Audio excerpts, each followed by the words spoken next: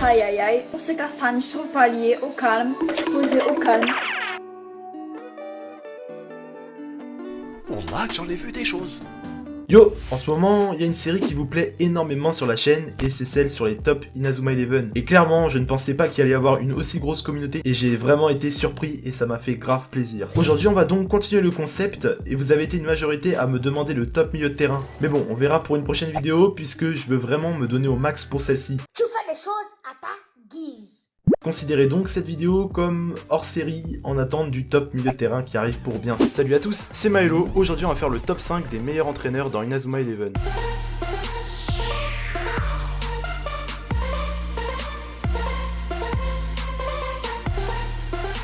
Bon, pour classer les entraîneurs, c'est pas comme des joueurs. On va ici pas parler de puissance, mais plutôt des conseils et des décisions qu'ont pris les coachs pour mener leur équipe à la victoire. Ce top risque vraiment d'être le plus contradictoire de tous ceux que j'ai pu faire. Alors si t'es pas d'accord avec ce classement, frérot, tu peux te défouler sur la barre des pouces bleus. Et même si t'aimes, on essaie d'atteindre en tout cas les 200 likes, et on est parti pour la 5ème place.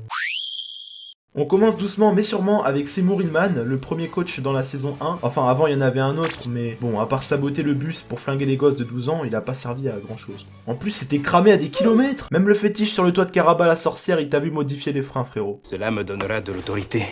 Mais bon, revenons-en à Hillman. C'est un vieux crouton, hein, mais il a de l'expérience. Et ça, pas que pour préparer les nouilles. Hein. Gardien déjà, à l'époque de l'ancien Inazuma, c'était le capitaine de son équipe. Malheureusement, cet accident divisa l'équipe et Seymour Hillman se retrouve tout seul dans sa cuisine à faire des nouilles. Bref, Seymour, pour moi, c'est le premier coach d'Inazuma Eleven. C'est celui qui a aidé Mark à maîtriser la main magique. Il a quand même fait gagner le tournoi national à l'équipe Raymond, alors qu'elle partait quand même de 7 joueurs à la base, donc c'est un très bon coach. Et on continue avec Lina Schiller. Ouais, je sais, elle est classée plus haut que Hillman. Vendredi. Je trouve qu'elle a été beaucoup plus utile que Seymour, et surtout en déduction, elle est vraiment très forte. Je n'ai aucune idée de ce que je suis en train de faire. C'est quoi un hors-jeu déjà? Par exemple, elle a décidé de placer tous les joueurs en attaque lors du match contre la Tempête des Gémeaux. Et elle a également mis Shaun en défense afin que Raymond puisse mieux s'adapter au rythme de jeu de l'Académie Allius. C'est vraiment une coach réfléchie qu'on a pu voir pendant l'arc de l'Académie Allius, et elle mérite clairement sa 4ème position.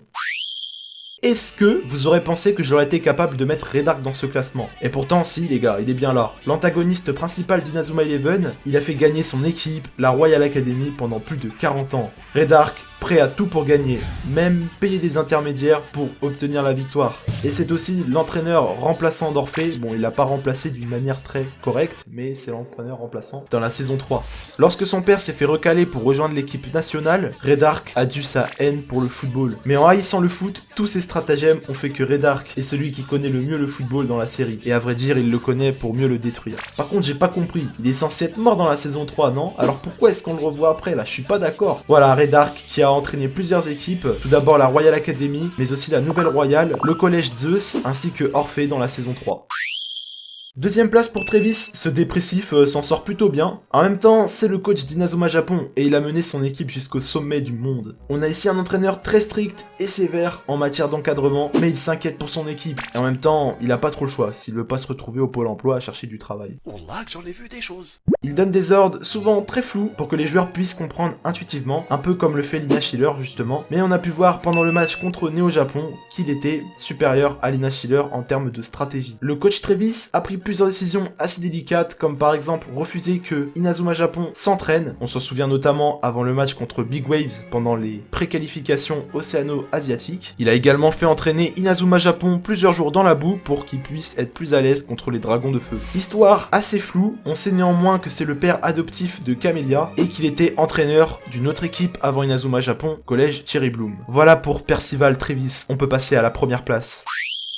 David Evans, le grand-père de notre personnage principal. Ouais, c'est lui en premier, je sais. Et s'il est en premier, c'est surtout grâce à ses 40 ans d'expérience dans le domaine. David Evans était l'entraîneur du 11 d'Inazuma, et il a ensuite subitement disparu. Disparu, pas vraiment, il était juste au Coast-Isle en vacances, à se faire des petits mojitos sur la plage. Les papas comme ça, c'est des papas Noël, hein. Ils existent pas. On a tous entendu parler, mais on les voit jamais. La vie de ma mère. C'est pas des pères, c'est des gaspères, c'est des fantômes transparents. Ils servent à rien et c'est la vérité. David Evans mérite sa première place. Voilà, maintenant on va vite fait parler de Chronostone. Même si cette vidéo reste basée sur les 3 premières saisons, c'est pas grave, de toute façon, c'est pas ça qui aurait changé le classement. Ceux qui ont pas vu Chronostone, coupez le son parce que je vais spoil. Attention, 3, 2, 1... Fils de pute.